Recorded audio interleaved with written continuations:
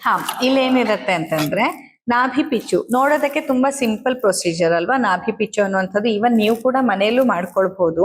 ತುಂಬಾ effective, one of the ಈಗ ದಿನಚರಿಯ ಒಂದು ಭಾಗವಾಗಿ ಕೂಡ ನೀವು ಇಟ್ಕೊಳ್ಬಹುದು. ಬಿಕಾಸ್ ನಾಭಿ ಪಿಚ್ಚು ಅನ್ನುವಂತಹ ಟ್ರೀಟ್ಮೆಂಟ್ ಏನಿದೆ ಅದು ಕೇವಲ ನಿಮ್ಮ ದೇಹದ ಥೆರಪಿ ಅಲ್ಲ, ಇದು ನಿಮ್ಮ ಪ್ರಾಣ ಚೈತನ್ಯವನ್ನ ಅಪ್ಲಿಫ್ಟ್ ಮಾಡುತ್ತೆ.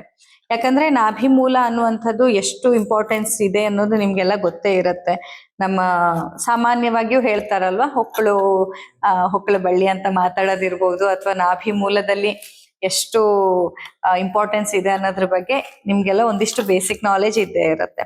ಹಾಗೆ ಅಲ್ಲದೆ ನಾಭಿಯಿಂದ ಮೇಲೆ 4 ಫಿಂಗರ್ಸ್ ಮೇಲೆ ಬಂದ್ರೆ ಮಣಿಪುರ ಚಕ್ರ ಅಂತ ಬರುತ್ತೆ. ಸೊ ಮಣಿಪುರ ಚಕ್ರ ಒಂದು ಎನರ್ಜಿ ಸೆಂಟರ್. ಈ ಎನರ್ಜಿ ಸೆಂಟರ್ ಅನ್ನ ನಾವು ಪುನಃ ರೀಚಾರ್ಜ್ ಮಾಡೋದಕ್ಕೆ ಕೂಡ ನಾಭಿಯನ್ನ ಬಳಸ್ತೇವೆ. ಅಷ್ಟೇ ಅಲ್ಲದೆ ನಾಭಿ ಪಿಚ್ಚು ಅನ್ನುವಂತಹ ಟ್ರೀಟ್ಮೆಂಟ್ ಏನ್ ಮಾಡುತ್ತೆ, ತಕ್ಷಣದಲ್ಲಿ ನಿಮ್ಮ ದೇಹದ ವಾತದೃಷ್ಟಿಯನ್ನ ಮ್ಯಾನೇಜ್ ಮಾಡೋದಕ್ಕೆ ಹೆಲ್ಪ್ ಆಗುತ್ತೆ. ವಾತ ಅನ್ನುವಂಥದ್ದು ಹೇಗೆ ಗೊತ್ತಾ, ರಿಮೋಟ್ ಕಂಟ್ರೋಲ್ ಇದ್ದ ಹಾಗೆ ಪಿತ್ತ ಮತ್ತೆ ಕಫ ದೋಷಕ್ಕೆ. ಇದಕ್ಕೆ ಎಷ್ಟು ಸುಂದರವಾಗಿ ನಮ್ಮ ಆಯುರ್ವೇದ ಶಾಸ್ತ್ರದಲ್ಲಿ ಹೇಳ್ತಾರೆ, ಪಿತ್ತಂ ಪಂಗು ಕಫಂ ಪಂಗು ಪಂಗವೋ ಮಲಧಾತವ ವಾಯುನ ಎತ್ರ ನೀಯಂತೆ ತತ್ರ ಗಚ್ಚಂತಿ ಮೇಘವತ್ ಅಂತ. ಇದ್ರ ಅರ್ಥ ಪಂಗು ಅಂತಂದ್ರೆ ಕೈ ಕಾಲು ಇಲ್ಲದಿರುವವರು, ಕುಂಟರು ಅಥವಾ ಕೈಯೂ ಇಲ್ಲ ಕಾಲು ಇಲ್ಲ, ಅವನನ್ನ ಪಂಗು ಅಂತ ಹೇಳ್ತಾರೆ. ಸೊ ಕೈ ಮತ್ತೆ ಕಾಲು ಇಲ್ಲದೆ ಇರೋ ಕಾರಣಕ್ಕೆ ಏನಾಗುತ್ತೆ, ಸ್ವಂತ ಚಲನೆ ಇರೋದಿಲ್ಲ ಅಲ್ವಾ. ಯಾರು ಎಲ್ಲಿ ದೂಡ್ತಾರೋ ಅಲ್ಲಿ ಹೋಗ್ತಾರೆ ಅವರು. ಅದಕ್ಕೆ ಉದಾಹರಣೆನೂ ಎಷ್ಟು ಚೆನ್ನಾಗಿ ಕೊಟ್ಟಿದ್ದಾರೆ. ಪಿತ್ತ ಮತ್ತೆ ಕಫದೋಷ ಎರಡು ಪಂಗು ಆಯ್ತಾ, ಅಂದ್ರೆ ಕೈ ಕಾಲು ಇಲ್ಲ, ಅದಕ್ಕೆ ಸ್ವಂತ ಚಲನೆ ಇಲ್ಲ ಪಿತ್ತ ದೋಷಕ್ಕೆ ಮತ್ತೆ ಕಫದೋಷಕ್ಕೆ. ವಾತ ಅವುಗಳನ್ನ ಓಡಾಡ್ಸತ್ತಂತೆ, ತನಗೆಲ್ ಬೇಕೋ ಅಲ್ಲಿ. ಆ ತರ ಅವು ವಾತ ದೋಷ ಅನ್ನೋದು ಪಿತ್ತವನ್ನ ಕಫವನ್ನ ಓಡಾಡ್ಸತ್ತೆ. ಇದಕ್ಕೆ ಉದಾಹರಣೆ ಏನ್ ಕೊಡ್ತಾರೆ, ವಾಯುನ ಎತ್ರ ನೀಯಂತೆ ತತ್ರ ಗಚ್ಚಂತಿ ಮೇಘವತ್. ಮೇಘ ಅಂದ್ರೆ ಮೋಡ, ವಾಯು ಅಂದ್ರೆ ಗಾಳಿ. ನೋಡಿ, ಒಂದಿನ ಫುಲ್ ಮೋಡ ಆಗಿದೆ ಅನ್ಸತ್ತೆ, ಮಳೆ ಬರತ್ತೇನೋ ಅಂದ್ಕೊಳ್ಳೋಷ್ಟ್ರಲ್ಲಿ ಏನಾಗತ್ತೆ, ಜೋರ ಗಾಳಿ ಬಂದ್ರೆ ಇವತ್ ಮಳೆ ಆಗಲ್ಲ. ಯಾಕೆ, ಮೋಡ ಎಲ್ಲೋ ಹೋಗ್ಬಿಡತ್ತೆ, ಹೋದಲ್ಲಿ ಮಳೆ ಆಗತ್ತೆ. ಅದೇ ತರ ನಮ್ಮ ದೇಹದಲ್ಲಿ ವಾತ ಅನ್ನುವಂಥದ್ದು ಹೇಗೆ ಆಟ ಆಡ್ಸತ್ತೆ ಅಂತಂದ್ರೆ, ಪಿತ್ತ ಹಾಗೂ ಕಫದೋಷಗಳು ಸರಿಯಾದ ಜಾಗದಲ್ಲಿ ಕೆಲಸ ಮಾಡ್ತೀನಿ ಅಂದ್ರೂ ವಾತ ಪ್ರಕೋಪಾವಸ್ಥೆಯಲ್ಲಿ ಏನ್ ಮಾಡುತ್ತೆ, ವಾತ ಎಲ್ಲಿ ದೂಡತ್ತ ಅಲ್ಲಿ ಹೋಗತ್ತವು. ವಾತ ಹೆಂಗ್ ಆಡ್ಸತ್ತ ಹಂಗಾಡತ್ತೆ. ಸೊ ವಾತವನ್ನ ಹಾಗಾಗಿ ವಾಯುಸ್ತತ್ರ ಯಂತ್ರಧರ, ಯಂತ್ರವನ್ನ ಧಾರಣೆ ಅಥವಾ ಕಂಟ್ರೋಲ್ ಮಾಡುವಂಥದ್ದು. ಯಂತ್ರ ಒಂದು ಮಷಿನ್ ಅಂದ್ಕೊಂಡ್ರೆ, ಯಂತ್ರಧರ ಒಂದು ರಿಮೋಟ್ ಅಂತ ಅಂದ್ಕೊಂಡ್ರೆ, ಸೊ ವಾತವನ್ನ ನಮ್ಮ ದೇಹದಲ್ಲಿ ರಿಮೋಟ್ ಕಂಟ್ರೋಲಿಗೆ ಹೋಲಿಸಿದ್ದಾರೆ. ನೋಡಿ, ಇಲ್ಲಿ ನೋಡ್ಬೇಕಾಗಿರೋ ಇನ್ನೊಂದು ಇಂಟ್ರೆಸ್ಟಿಂಗ್ ವಿಷಯ ಏನಂತಂದ್ರೆ, 4-5 ಸಾವಿರ ವರ್ಷಗಳ ಹಿಂದೆ ರಿಮೋಟ್ ಕಂಟ್ರೋಲ್ ಅನ್ನೋ ಕಾನ್ಸೆಪ್ಟ್ ಗೊತ್ತಿತ್ತು ಅಂತ ಆಯ್ತಲ್ವಾ. ಈಗ ನಾನೊಂದು ಉದಾಹರಣೆ ಕೊಡ್ತೀನಿ ಅಂತಂದ್ರೆ, ಪ್ರಚಲಿತದಲ್ಲಿ ಇರೋದನ್ನೇ ಕೊಡೋದು ಅಲ್ವಾ. ಅಂದ್ರೆ ಇನ್ನು ಮುಂದೆ ಫ್ಯೂಚರ್ ಅಲ್ಲಿ ಏನೋ ಇವ್ರು ಮನುಷ್ಯರು ಕಂಡುಹಿಡಿತಾರೆ ಅನ್ನೋದನ್ನ ನಾನು ಈಗ ಉದಾಹರಣೆಗೆ ಬರೆಯೋದಿಲ್ಲ ಅಲ್ವಾ. ಆಗಿನ ಕಾಲದಲ್ಲಿ ಇಷ್ಟು ಕಾಮನ್ ಆಗಿ ವಾಯುಸ್ತತ್ರ ಯಂತ್ರಧರಹ ಅಂತ ಶ್ಲೋಕ ಶುರುವಾಗದೆ ಅಲ್ಲಿಂದ. ವಾಯು ಅನ್ನುವಂಥದ್ದು ಯಂತ್ರಧರ, ನಮ್ಮ ಇಡೀ ದೇಹವನ್ನ ಒಂಥರ ರಿಮೋಟ್ ಕಂಟ್ರೋಲ್ ತರ ಆಡ್ಸೋದು ವಾತದೋಷಕ್ಕೆ ಅಷ್ಟು ಶಕ್ತಿ. ವಾತದೋಷವನ್ನ ಆ ರೀತಿಯ ಒಂದು ಸ್ಥಾನ ಕೊಟ್ಟಿದ್ದಾರೆ. ಹಾಗಾಗಿ ಪ್ರಾಣ ಹೇಳುವಾಗ್ಲೂ ನೋಡಿ, ಪಂಚಪ್ರಾಣ ಅಂತ ಹೇಳ್ತಾರಲ್ಲ, ಪಂಚಪ್ರಾಣದಲ್ಲಿ ಯಾವ್ಯಾವ್ದು ಆ ಪಂಚಪ್ರಾಣ ಅಂತ ನೀವು ನೋಡಿದ್ರೆ ಬೇರೆ ಯಾವ್ದು ಅಲ್ಲ, ವಾತದ 5 ಸಬ್ ಟೈಪ್ಸ್ಗಳೇ. ವ್ಯಾನ ವಾತದ ಒಂದು ಸಬ್ ಟೈಪ್ಸ್, ಅದು ಸಮಾನ ವಾತದ ಒಂದು ಸಬ್ ಟೈಪ್ಸ್, ಅಪಾನ. ನೋಡಿ, ಈಗ ಅವ್ರು ಆಯುರ್ವೇದ ಕಲ್ತಿಲ್ಲ, ಆದ್ರೆ ಅವ್ರಿಗೆ ಅದು ಗೊತ್ತು. ಯಾಕೆ ಅಂತಂದ್ರೆ ಅಲ್ಲಿ ಪಂಚಪ್ರಾಣಗಳು ಅಂತ ಎಲ್ಲೆಲ್ಲೆಲ್ಲೆಲ್ಲಿ ಶ್ಲೋಕಗಳಲ್ಲಿ ಉಲ್ಲೇಖ ಇದೆಯೋ ಅದೆಲ್ಲ ಕಡೆಯಲ್ಲಿ ಪ್ರಾಣವಾತ, ವ್ಯಾನವಾತ, ಸಮಾನವಾತ, ಉದಾನವಾತ, ಅಪಾನವಾತ, ಈ ಆ ವಾತಗಳ ಬಗ್ಗೆನೆ ಉಲ್ಲೇಖ ಇರೋದು. ಸೊ ವಾತದೋಷ ಅನ್ನುವಂಥದ್ದು ಕೇವಲ ನಿಮ್ಮ ದೇಹದ ಫಿಸಿಕಲ್ ಫಂಕ್ಷನ್ ಅಷ್ಟೇ ಅಲ್ಲ, ನಿಮ್ಮ ಪ್ರಾಣಮಯ ಕೋಶ ಅಂತ ನಾವೇನು ಓದಿದ್ವಿ ಅಲ್ವಾ, ಮೊದಲು ಅನ್ನಮಯ ಕೋಶ, ಅದ್ರ ಒಳಗಡೆ ಇರೋದು ಪ್ರಾಣ ಚೈತನ್ಯ ಇರುವಂತಹ ಪ್ರಾಣಮಯ ಕೋಶ. ಸೊ ಈ ಪ್ರಾಣ ಚೈತನ್ಯ ಪ್ರಾಣಮಯ ಕೋಶಕ್ಕೆ ಕೂಡ ನರಿಶ್ಮೆಂಟ್ ಕೊಡೋದು ಅಥವಾ ತೊಂದರೆ ಕೊಡೋದು ಎರಡೂ ಶಕ್ತಿ ವಾತದೋಷಕ್ಕಿದೆ ಅಂತ. ವಾತ ನಾರ್ಮಲ್ ಆಗಿದ್ದಾಗ ಶಕ್ತಿಯನ್ನ ಕೊಡತ್ತೆ, ಅಬ್ನಾರ್ಮಲ್ ಆದಾಗ ನೋವನ್ನ ಕೊಡುತ್ತೆ, ತೊಂದರೆಯನ್ನ ಕೊಡುತ್ತೆ. ಸೊ ಪಂಚಪ್ರಾಣ ಅನ್ನೋ ಕಾನ್ಸೆಪ್ಟ್ ಅಲ್ಲೂ ವಾತದೋಷದ ಬಗ್ಗೆ ಹೇಳ್ತಾರೆ. ಸೊ ವಾತ ಅನ್ನುವಂಥದ್ದು ರಿಮೋಟ್ ಕಂಟ್ರೋಲ್ ಇದ್ದ ಹಾಗೆ, ವಾತ ಅನ್ನೋದು ಅಷ್ಟು ಸ್ಟ್ರಾಂಗ್ ಇರುವಂಥದ್ದು. ನಾಭಿ ಪಿಚ್ಚುವನ್ನ ಮಾಡೋದ್ರಿಂದ ಆ ವಾತವನ್ನ ತತ್ಕ್ಷಣದಲ್ಲಿ ನಾವು ಕಂಟ್ರೋಲಿಗೆ ತರಲಿಕ್ಕೆ ಸಹಾಯ ಮಾಡತ್ತೆ. ಅಷ್ಟೇ ಅಲ್ಲದೆ ಇದು ನಮ್ಮ ಒಂದು ಎನರ್ಜಿ ಸೆಂಟರ್ ಅಂತ ನಾವು ಏನ್ ನೋಡ್ತಾ ಬರ್ತೀವಿ, ಎಲ್ಲ ಚಕ್ರಗಳು, ಮೂಲಾಧಾರ, ಸ್ವಾಧಿಷ್ಠಾನ, ಮಣಿಪುರ ಅಂತ ಬಂದಾಗ, ಮಣಿಪುರವನ್ನ ನಾವು ಒಂಥರ ಇದು ಸೆಂಟರ್ ಪ್ಲೇಸ್, ಜಂಕ್ಷನ್ ಇದ್ದ ಹಾಗೆ. ಎಲ್ಲಾ ಎನರ್ಜಿ ಜಂಕ್ಷನ್ಸ್ ಗಳಿಗೆ ಮಣಿಪುರ ಇನ್ನೊಂದು ಜಂಕ್ಷನ್ ಇದ್ದ ಹಾಗೆ. ಮಣಿಪುರದಿಂದನೇ ನಮ್ಮ ಜೀವನ, ಮಣಿಪುರದಿಂದನೇ ನಮ್ಮ ಮೃತ್ಯು. ಯಾವಾಗ ಮಣಿಪುರದಲ್ಲಿ ಇಂಬ್ಯಾಲೆನ್ಸ್ ಆಗತ್ತೆ, ಮಣಿಪುರ ಚಕ್ರದಲ್ಲಿ ಇಂಬ್ಯಾಲೆನ್ಸ್ ಆಗತ್ತೆ, ಆಗ ನಮ್ಮ ಮೃತ್ಯುವು ಹತ್ರ ಆಗತ್ತೆ. ಯಾವಾಗ ಮಣಿಪುರ ಚಕ್ರದಲ್ಲಿ ಎನರ್ಜಿ ನಾರ್ಮಲ್ ಆಗಿರುತ್ತೆ, ಆಗ ನಮ್ಮ ಆರೋಗ್ಯ ಚೆನ್ನಾಗಿರುತ್ತೆ. ಯಾಕಂದ್ರೆ ಅಗ್ನಿ ಅಲ್ಲಿ ಸ್ಥಿತವಾಗಿದೆ, ಮಣಿಪುರ ಚಕ್ರದಲ್ಲಿ ಅಗ್ನಿ ಸ್ಥಿತವಾಗಿದೆ. ಸೊ ನಾಭಿ ಪಿಚ್ಚು ಅನ್ನುವಂಥದ್ದು ನಿಮ್ಮ ದೇಹದ ಅಗ್ನಿಯ ಸ್ಟೆಬಿಲಿಟಿಗೆ, ಅಷ್ಟೇ ಅಲ್ಲದೆ ವಾತದ ನಾರ್ಮಲ್ಗೆ ತರೋದಕ್ಕೆ, ಎರಡಕ್ಕೂ ಸಹಾಯ ಮಾಡೋದ್ರಿಂದ ಅದು ತುಂಬಾ ಎಫೆಕ್ಟಿವ್ ಒಂದು ಟ್ರೀಟ್ಮೆಂಟ್. ಅದರಲ್ಲಿ ಸಿಂಪಲ್ ಆಗಿ ನೀವು ಮನೇಲಾದ್ರೂ ಹೇಗ್ ಮಾಡ್ಕೊಳ್ಬಹುದು, ಒಂದ್ ಸ್ವಲ್ಪ ಎಣ್ಣೆನ ಬಟ್ಲಲ್ಲಿ ಇಟ್ಟು ಬಿಸಿ ಮಾಡ್ಕೊಳ್ಳಿ, ಅಂದ್ರೆ ಇಂಡೈರೆಕ್ಟ್ ಹೀಟಲ್ಲಿ ನೀರಲ್ಲಿಟ್ಟು ಅದನ್ನ ಬಿಸಿ ಮಾಡ್ಕೊಳ್ಳಿ.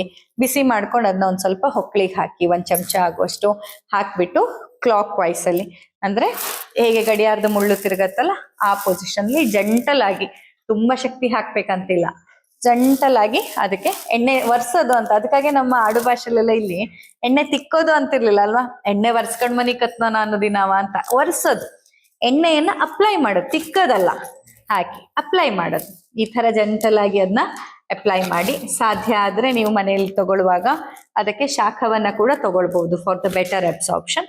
ಹಾಗೆ ಇಟ್ಟು ಅದ್ರ ಮೇಲೆ ಒಂದ್ ಸ್ವಲ್ಪ ಹತ್ತಿಯನ್ನ ಇಟ್ಟು ಇನ್ನೊಂಚೂರು ಎಕ್ಸ್ಟ್ರಾ ಎಣ್ಣೆಯನ್ನ ನಾಭಿಗೆ ಜಾಗಕ್ಕೆ ಹಾಕಿ ಒಂದ್ ಸ್ವಲ್ಪ ಸಮಯ ಮಲ್ಕೊಂಡ್ರೆ ಅದು ಪೂರ್ತಿ ನಿಮ್ಮ ಎನರ್ಜಿಯಲ್ಲಿರುವಂತಹ ಬ್ಲಾಕೇಜಸ್ ಅನ್ನ ಕ್ಲಿಯರ್ ಮಾಡುತ್ತೆ. ಸೊ ಪಂಚಕರ್ಮದಲ್ಲಿ ನಾಭಿ ಪಿಚ್ಚು ಹೇಗೆ ಅಂತಂದ್ರೆ ಒಂಥರ ಕ್ಯಾಟ್ಲಿಸ್ಟ್ ಇದ್ದಂಗೆ. ಈಗ ನಮ್ಮ ರಾಸಾಯನಿಕ ಪ್ರಕ್ರಿಯೆಯಲ್ಲಿ ಕ್ಯಾಟ್ಲಿಸ್ಟ್ ಏನ್ ಮಾಡುತ್ತೆ, ಆ ಪ್ರೊಸೆಸ್ ಅನ್ನ ಫಾಸ್ಟ್ ಆಗೋ ತರ ಮಾಡುತ್ತೆ. ಏನ್ ಕೆಲಸ ನಡೀತಿದೆ ಅದನ್ನ ಫಾಸ್ಟ್ ಆಗೋ ತರ ಮಾಡುತ್ತೆ. ಸೊ ಪಂಚಕರ್ಮ ಚಿಕಿತ್ಸೆಯಲ್ಲಿ ನಾಭಿ ಪಿಚ್ಚುವನ್ನ ಯಾಕೆ ಆಡ್ ಮಾಡ್ತಾರೆ ಅಂತಂದ್ರೆ, ನಾಭಿ ಪಿಚ್ಚುವನ್ನ ಆಡ್ ಮಾಡಿದಾಗ ನೀವು ಯಾವುದೇ ಚಿಕಿತ್ಸೆ ತಗೋತಾ ಇದ್ರು, ಅದು ವಿರೇಚನ ಇರ್ಬೋದು, ಬಸ್ತಿ ಚಿಕಿತ್ಸೆ ಆಗಿರ್ಬೋದು, ಯಾವುದೇ ಪಂಚಕರ್ಮದ ಒಂದು ವಿಧವನ್ನ ನೀವು ತಗೊಳ್ತಾ ಇದ್ರು ಅದರ ರಿಸಲ್ಟ್ ಅನ್ನ ತುಂಬಾ ಫಾಸ್ಟ್ ಮಾಡುತ್ತೆ. ಹಾಗಾಗಿ ಅದು ಮೂರ್ತಿ ಚಿಕ್ಕದಾದ್ರೂ ಕೀರ್ತಿ ದೊಡ್ಡದು ಅನ್ನೋ ತರ ತುಂಬಾ ಸಿಂಪಲ್ ಥೆರಪಿ ಅನ್ಸುತ್ತೆ, but very very effective, very much effective therapy ಅದು, ಗೊತ್ತಾಯ್ತಾ. ಸೊ ನಾಭಿ ಪಿಚ್ಚು ನೀವು ಮನೆಗೆ ಹೋದಾಗ್ಲೂ ಇಲ್ಲಿ ನಾವು ಪ್ರತಿ ಸೀಸನಿಗೆ ಅನುಗುಣವಾಗಿ ಬೇರೆ ಬೇರೆ ನಾಭಿ ಪಿಚ್ಚು ಆಯಿಲ್ ಮಾಡ್ತೀವಿ, ಆಯ್ತಾ. ಇಲ್ಲಿ ನಾಭಿ ಪಿಚ್ಚು ಆಯಿಲ್ ಅಂತ ಸಿಗತ್ತೆ, ಬಟ್ ಅದೆಲ್ಲ ಸತಿ ಒಂದೇ ಇರಲ್ಲ, ಅದು ಇಂಗ್ರೀಡಿಯೆಂಟ್ ಚೇಂಜ್ ಆಗ್ತಾ ಹೋಗ್ತಿರತ್ತೆ ಡಿಪೆಂಡಿಂಗ್ ಆನ್ ದ ಋತು. ಯಾಕಂದ್ರೆ ಆಯುರ್ವೇದದಲ್ಲಿ 2 ಕಾನ್ಸೆಪ್ಟ್ ಬರುತ್ತೆ, ಒಂದು ದಿನಚರ್ಯ, ಇನ್ನೊಂದು ಋತುಚರ್ಯ. ದಿನಚರ್ಯ ಅಂದ್ರೆ ದಿನಕ್ಕೆ ಅನುಗುಣವಾಗಿ ಬೆಳಗಿಂದ ಸಂಜೆ ತನ ಏನ್ ಮಾಡ್ಬೇಕು ಅಂತ. ಋತುಚರ್ಯ ಅಂತಂದ್ರೆ ಋತುವಿಗೆ ಅನುಗುಣವಾಗಿ ಏನ್ ಮಾಡ್ಬೇಕು ಅಂತ. ಸೊ ಈ ನಾಭಿ ಪಿಚ್ಚು ತೈಲ ಅನ್ನೋದು ಋತುವಿಗೆ ಅನುಗುಣವಾಗಿ ನಾವು ತಯಾರಿಸಿರ್ತೀವಿ. ಸೊ ನೀವು ಅದನ್ನ ಯಾವಾಗ್ಲೂ ಮನೇಲಿ ಇಟ್ಕೊಂಡ್ರೆ ದಿನ ರಾತ್ರಿ ಮಲಗುವಾಗ ನಿಮ್ಮ ನಾಭಿಗೆ ಅದನ್ನ ಹಾಕಿ ಮಲಗೋದ್ರಿಂದ ನಿಮ್ಗೆ ಫೀಲ್ ಆಗತ್ತೆ ನಿಮ್ಮ ಡೈಜೆಷನ್, ಅಬ್ಸಾರ್ಪ್ಷನ್, ಇಮ್ಯುನಿಟಿ ಲೆವೆಲ್ಸ್ಗಳು, ಓವರ್ ಆಲ್ ನಿಮ್ಮ ಕಾನ್ಸಂಟ್ರೇಷನ್ ಎಲ್ಲದು ಬೆಟರ್ ಆಗ್ತಾ ಬರುತ್ತೆ. ಅಪ್ಲೈ ಮಾಡಿ ಹತ್ತಿ ಇಟ್ಟು ಎಣ್ಣೆ ಹಾಕೊಂಡು ಮಲ್ಗೋದು. ಅದು ಬಿದೋಗತ್ತೆ ಅಂತ ಅನ್ಸದ್ ನೀವೇನ್ ಮಾಡ್ಬೋದು, ಮೇಲೆ ಯಾವ್ದಾದ್ರು ಒಂದು ಎಲೆಯನ್ನ ಇಟ್ಟು, ನಿಮ್ ಮನೆಯಲ್ಲಿ ಯಾವ್ದು ಎಲೆ ನಿಮ್ಗೆ ಆರಾಮಾಗಿ ಸಿಗತ್ತೆ ಅಂತ ಎಲೆಯನ್ನ ಇಟ್ಟು ಅದನ್ನ ಒಂಚೂರು ಬಾಡ್ಸಿ ಇಡ್ಬೇಕಾಯ್ತಾ, ಡೈರೆಕ್ಟ್ ಇಡ್ಬಾರ್ದು. ಯಾಕಂದ್ರೆ ಎಲೆಗಳಲ್ಲಿ ಹುಳಗಳಿರುತ್ತೆ, ನಿಮ್ಗೆ ಗೊತ್ತಿಲ್ಲ, ಕಾಣೋದಿಲ್ಲ, ತುಂಬಾ ಮೈನ್ಯೂಟ್ ಆಗಿ ಮೈಕ್ರೋ ಆರ್ಗಾನಿಸಮ್ಸ್ ಇರುತ್ತೆ. ಸೊ ಸ್ವಲ್ಪ ಬಾಡ್ಸೋದು, ಅದನ್ನ ಬಾಡಿಸಿದಾಗ ಏನಾಗುತ್ತೆ, ಅಂಥದ್ದೇನಾದ್ರೂ ಕ್ರಿಮಿಕೀಟಗಳಿದ್ರು ಅದು ಸತ್ತೋಗಿರತ್ತೆ. ಸೊ ಇದನ್ನ ಎಲೆನ್ ಮುಚ್ಚಿ ನೀವು ಒಂದು ಪಟ್ಟಿ ಹಾಕೋಬಹುದು, ಇಲ್ಲ ನಮ್ದು ಮೆಡಿಕಲ್ ಟೇಪ್ ಸಿಗತ್ತಲ್ಲ, ಇಲ್ಲಿ ನಿಮ್ ಡ್ರಿಪ್ ಎಲ್ಲ ಹಾಕ್ದಾಗ ಹಾಕೋ ಟೇಪ್ ಅಂತದನ್ನ ಹಾಕಿ ಅದನ್ನ ಮುಚ್ಚಿಟ್ಕೊಂಡು ಮಲಗ್ಬೋದು. ಬೆಳಿಗ್ಗೆ ಎದ್ದು ತೆಗಿಬಹುದು. ಹಂಗ್ ಮಾಡ್ ಮಧ್ಯೆ ಎಚ್ಚರ ಆದ್ರೆ ಅವಾಗ ತೆಗೆದು ಪಕ್ಕ ಇಟ್ಟು ನಿದ್ದೆ ಮಾಡ್ಬೋದು, ಅಷ್ಟೇ, ತೊಂದ್ರೆ ಇಲ್ಲ, ಮಾಡ್ಬೋದು ಆರಾಮ. ಅಂದ್ರೆ ಇದನ್ನೆಲ್ಲ ಆದಷ್ಟು ಪ್ರಾಕ್ಟಿಕಲ್ ವೇ ಅಲ್ಲಿ ಪಾಸಿಬಲ್ ಇರೋ ರೀತಿಲಿ ಹೇಳೋದು ಯಾಕೆ ಅಂತಂದ್ರೆ, ನಿಮ್ಗೆ ಅನುಕೂಲ ಆದ್ರಷ್ಟೇ ತಾನೇ ನೀವು ಫಾಲೋ ಮಾಡೋದು. ಈಗ ನೋಡಿ, ಉದಾಹರಣೆಗೆ ಈಗ 2 ಮಿನಿಟ್ಸ್ ಮ್ಯಾಗಿ ನೂಡಲ್ಸ್, ಈಗ ಅದು ಹೆಲ್ದಿ ಅಲ್ಲ ಅಂತ ಆಲ್ಮೋಸ್ಟ್ ಎಲ್ರಿಗೂ ಗೊತ್ತು, ಬಟ್ ಅದ್ ರುಚಿ ನೋಡದೆ ಇದ್ದವ್ರು ಯಾರಾದ್ರೂ ಇದ್ದೀರಾ? ಮ್ಯಾಗಿ ಟೇಸ್ಟ್ ನೋಡ್ದಿರೋರು ಯಾರಿದ್ದೀರಾ ಇಲ್ಲಿ? ತಿಂದಿದ್ದೀರಲ್ಲ, ಎಲ್ಲರೂ ಒಂದಲ್ಲ ಒಂದ್ ಹಂತದಲ್ಲಿ ನಾವು ತಿಂದಿದ್ದೀವಿ. ನಮ್ಗೆಲ್ಲರಿಗೂ ಗೊತ್ತು ಅದು ಹೆಲ್ದಿ ಅಲ್ಲ ಅಂತ. ಯಾಕೆ ತಿಂದ್ವಿ? Because it is easy and convenient and tasty ಇದೆ, ಈಸಿ ಆಗಿದೆ, ಕನ್ವೀನಿಯಂಟ್ ಇದೆ, ಎಲ್ಲ ಕಡೆಯಲ್ಲಿ ಸಿಗತ್ತೆ, ಆರಾಮಾಗಿ ತಿನ್ಬಹುದು, ಹಾಗಾಗಿ ನಾವು ತಿಂದಿರ್ತೀವಿ. ಸೊ ಆಯುರ್ವೇದನೂ ಅಷ್ಟೇ, ಎಲ್ರು ಫಾಲೋ ಮಾಡೋ ಹಾಗೆ ಆಗ್ಬೇಕಂತಂದ್ರೆ ನಾವೇನ್ ಮಾಡ್ಬೋದು, ಅದನ್ನ ಎಷ್ಟಾಗತ್ತೆ ಅಷ್ಟು ಈಸಿ ಅಂಡ್ ಕನ್ವೀನಿಯಂಟ್ ಮಾಡ್ತಾ ಹೋಗ್ಬೇಕು. ಈ ಡಯಟ್ ಆದ್ರೂ ಅಷ್ಟೇ, ಡಯಟ್ ಚಾರ್ಟ್ ನೋಡಿ, 2 ಪಾಸಿಬಿಲಿಟಿ ಹೇಳ್ತೀನಿ. ಒಂದು, ನೀವೇನ್ ತಿಂತೀರಾ, ಈಗ ನಿಮ್ಗೆ ಉದಾಹರಣೆಗೆ ನಿಮ್ದು ಇಡೀ ದಿನ ಬೆಳಗಿಂದ ಸಂಜೆ ಏನಿದ್ದು ಕೇಳಿದೆ, ಅದಕ್ಕೆ ಅನುಗುಣವಾಗಿ ಏನ್ ತಿನ್ಬೇಕು, ಏನ್ ಆಡ್ ಮಾಡಿ, ಏನ್ ಡಿಲೀಟ್ ಮಾಡಿ ಅದನ್ನ ಹೇಳ್ದೆ. ಇನ್ನೊಂದ್ ಕಡೆಯಲ್ಲಿ ನಾನೇ ಒಂದ್ ಬರ್ಕೊಟ್ ಬಿಡ್ತೀನಿ, ಆಯ್ತಾ, ಇಷ್ಟ್ ಗಂಟೆಗೆ ಹಿಂಗೆ, ಇಷ್ಟ್ ಗಂಟೆಗೆ ಹಿಂಗೆ, ಮತ್ತೊಂದ್ ಹಿಂಗೆ ಅಂತ ನಾನು ಯಾವ್ದು ನಿಮ್ಗೆ ತೀರಾ ಬೆಸ್ಟ್ ಇದೆಯೋ ಆ ರೀತಿ ನಾನು ಬರ್ಕೊಟ್ ಬಿಡ್ತೀನಿ. ಯಾವ್ದನ್ನ ನೀವು ಹೆಚ್ಚಿಗೆ ಸಮಯ ಫಾಲೋ ಮಾಡೋ ಸಾಧ್ಯತೆ ಜಾಸ್ತಿ? ನಿಮ್ಮ ದಿನನಿತ್ಯದ ರೂಟೀನ್ ಅಲ್ಲಿ ಹೇಳಿರೋ ಚೇಂಜಸ್ ಅನ್ನ ಫಾಲೋ ಮಾಡೋದು ಈಸಿ ಅಂಡ್ ಕನ್ವೀನಿಯಂಟ್. ಸೊ ಅದನ್ನ ನೀವು ಜಾಸ್ತಿ ಸಮಯ ಫಾಲೋ ಮಾಡೋ ಸಾಧ್ಯತೆ ಇರುತ್ತೆ. ಬಟ್ ನಾನ್ ನನ್ನ ರೂಲ್ಸ್ ಪ್ರಕಾರ ಹೇಳಿದ್ದನ್ನ ಇಷ್ಟಿಷ್ಟು ಗಂಟೆಗೆ ಇಂತಿಂತದ್ದು ಏನೇನೋ ಒಂದೊಂದು ಬೇರೆ ಬೇರೆದ್ ಮಾಡ್ಕೊಂಡು ನೀವು ಮನೇಲಿ ದಿನ ಮಾಡ್ದೇನೆ ಇರೋದು ಇಷ್ಟು ಗ್ರಾಮು ಇಂತಿಂತದ್ದು ಇಷ್ಟಿಷ್ಟು ಹಾಕಿ ಮಾಡಿ ಅಂತ ಒಂದಿಷ್ಟು ನಾ ರೆಡಿಮೇಡ್ ಮಾಡಿ ಇಟ್ಬಿಟ್ರೆ ಫುಡ್ ಚಾರ್ಟ್ ನಿಮ್ಗೆ ನೋಡ್ದಾಗೇನೋ ಫ್ಯಾನ್ಸಿ ಅನ್ಸುತ್ತೆ. ಓ ವಾವ್ ಎಲ್ಲ ರೆಡಿ ಕೊಟ್ಬಿಟ್ಟಿದಾರಪ್ಪ ಇದ್ ಮಾಡೋದೊಂದೇ ಬಾಕಿ ಅಂತ. ಬಟ್ ಮಾಡೋದು ಈಸಿನಾ ಅದು? ಪ್ರಾಕ್ಟಿಕಲ್ ಲೈಫ್ ಅಲ್ಲಿ ಒಂದಿನ ಮಾಡ್ಬೋದು, ಒಂದ್ ವಾರ ಮಾಡ್ಬೋದು, ತೀರಾ ನಿಷ್ಠೆಯಿಂದ ಮಾಡಿದ್ರೆ 1 ಮಂತ್ ಮಾಡ್ಬೋದು. But is it possible to do it for lifetime? ಜೀವನ ಪೂರ್ತಿ ಮಾಡಕ್ ಸಾಧ್ಯ ಇದೆಯಾ? ಖಂಡಿತ ಇಲ್ಲ. ಸೊ ಹಾಗಾಗಿ ಕೆಲವೊಂದಿಷ್ಟು ಪ್ರಿನ್ಸಿಪಲ್ಸ್ ಅನ್ನ ನಾವೇನ್ ಮಾಡ್ಬೋದು, ತುಂಬಾ ಈಸಿಯಾಗಿ ನಮ್ ಜೀವನದಲ್ಲಿ ಹೆಂಗ್ ಅಡಾಪ್ಟ್ ಮಾಡ್ಕೋಬಹುದು ಅನ್ನೋದ್ ನೋಡಿ ಅದಕ್ಕೆ ಅನುಗುಣವಾಗಿ ಮಾಡ್ಬೇಕು.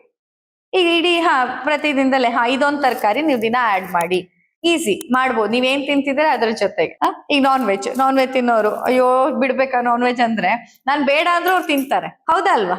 ಯಾಕಂದ್ರೆ ಒಬ್ರಿಗೆ ಅಷ್ಟಿಷ್ಟ ಇದೆ, ಅವ್ರನ್ನ ರೆಗ್ಯುಲರ್ ಆಗಿ ತಿಂತಾರೆ ಅಂದಾಗ ಜಸ್ಟ್ ಬಿಕಾಸ್ ನಾನ್ ಬೇಡ ಹೇಳಿದ್ದೇನೆ ಅನ್ನೋದಕ್ಕೆ ಅವ್ರು ತಿನ್ನೋದ್ ಬಿಟ್ಬಿಡ್ತಾರ ಜೀವನ ಪೂರ್ತಿ? ಇಲ್ಲ, ಆ ತರ ಬಿಡೋರು 100ರಲ್ಲಿ 1 ಪೇಷಂಟ್ ಮಾತ್ರ, ಎಲ್ರು ಬಿಡೋದಿಲ್ಲ, ಗೊತ್ತಾಯ್ತಾ? ಬಟ್ ಅವಾಗ ನಾವೇನ್ ಮಾಡ್ಬೇಕಂತಂದ್ರೆ, ತಿನ್ನೋದಾದ್ರೂ ಅಟ್ಲೀಸ್ಟ್ ಅದ್ರಲ್ಲಿ ಮಾಡಿಫಿಕೇಶನ್ ಹೇಳ್ಬೇಕು. ಹೇಗೆ ತಿನ್ಬೋದು, ಯಾವ ಫಾರ್ಮ್ ನಿಮ್ಗೆ ಕಂಪ್ಯಾರಿಟಿವ್ಲಿ ಸೇಫ್, ಬಟ್ ಯಾವ ಫಾರ್ಮ್ ಅಲ್ಲಿ ತಿನ್ಲೇಬಾರ್ದು, ತುಂಬಾ ಡೇಂಜರಸ್ ಅನ್ನೋ ಆಪ್ಷನ್ ಕೊಟ್ರೆ there are high chances that he may follow it ಅಂತ. ಇಲ್ಲ ಅಂದ್ರೆ ನೀವು ಬಿಡ್ತೀರಾ, ಮನೆಗೆ ಹೋದ ತಕ್ಷಣ ಫಸ್ಟ್ ಡೇನೆ ಹಬ್ಬ ಸಾಕಾಯ್ತು ಚಪ್ಪೆ ಸಾರು ತಿಂದು ಅಂತ ತಗೊಳ್ಳಿ, ರೆಡಿ ಆಗ್ಬಿಡತ್. ಮನೆಯವರಿಗೂ ಬೇಜಾರ್ ಬಂದಿರುತ್ತೆ, ಅಯ್ಯೋ ಪಾಪ ಚಪ್ಪೆ ಊಟ ಮಾಡ್ಕೊಂಡ್ ಬಂದಿದಾರೆ, ಬನ್ನಿ ಇವತ್ ತಿನ್ನಿ ಇದನ್ನ ಅಂತ. ಅನ್ಹೆಲ್ದಿ ವೇ ಅಲ್ಲೇ ಅದನ್ನ ಸರ್ವ್ ಮಾಡೋ ಸಾಧ್ಯತೆ ಜಾಸ್ತಿ ಇರುತ್ತೆ. ಬಟ್ ಮೊದ್ಲೇ ನಾನು ಹೇಳ್ಬಿಟ್ರೆ, ಇವ್ರು ಮೊದ್ಲೇ ಹೇಳಿ ಮತ್ತೆ ಚಿಕನ್ ಮಾಡ್ರೆ ಹಂಗೆಲ್ಲ ಮಾಡ್ಬೇಡ, ಹಿಂಗೆ ಮಾಡು, ಡಾಕ್ಟರ್ ಹಿಂಗ್ ತಿನ್ನಕ್ ಅಡ್ಡಿಲ್ಲ ಹೇಳಿದ್ದಾರೆ ಅಂತ. ಅವಾಗ ಏನಾಗತ್ತೆ, ಅವ್ರು ಅಟ್ಲೀಸ್ಟ್ ಕಾನ್ಶಿಯಸ್ ಆಗ್ತಾರೆ, ತಿನ್ನೋವಾಗ ಮೈಂಡ್ಫುಲ್ ಈಟಿಂಗ್ ಮಾಡ್ತಾರೆ, ಅದರಿಂದ ಹೆಲ್ತ್ ಅನ್ನ ಪುನಃ ಪಡ್ಕೊಳ್ಳೋ ಸಾಧ್ಯತೆ ಜಾಸ್ತಿ ಆಗತ್ತೆ. So easy and convenient way ಅಲ್ಲಿ ನೀವು ಫಾಲೋ ಮಾಡ್ಕೊಳ್ಳೋಕೆ ಎಷ್ಟು ಪ್ಲಾನ್ ಮಾಡ್ತೀರಲ್ವಾ, ಅಷ್ಟು ಲಾಂಗ್ ಲಾಸ್ಟಿಂಗ್ ಇರುತ್ತೆ. ಯಾವ್ಯಾವ್ ನಾವು ಇದಿಷ್ಟು ಶಾಸ್ತ್ರ ಹಿಂಗೆ ಅಂತ ಮಾಡ್ಕೊಂಡು ಹೋಗ್ತೀರಾ, ಅಲ್ಲೆಲ್ಲ 2 ದಿನಕ್ಕೆ ಮಿಸ್ ಆಗೋ ಸಾಧ್ಯತೆನೆ ಜಾಸ್ತಿ. ಒಮ್ಮೆ ಮಿಸ್ ಆದ್ಮೇಲೆ ಮತ್ತೆ ರೀಸ್ಟಾರ್ಟ್ ಮಾಡಕ್ ಇನ್ನೊಂದು ಮೋಟಿವೇಶನ್ ಸಿಗ್ಬೇಕು, ಅಲ್ಲಿ ತನಕ ಮತ್ತೆ ರೀಸ್ಟಾರ್ಟ್ ಆಗಲ್ಲ ಅದು, ಅಲ್ವಾ?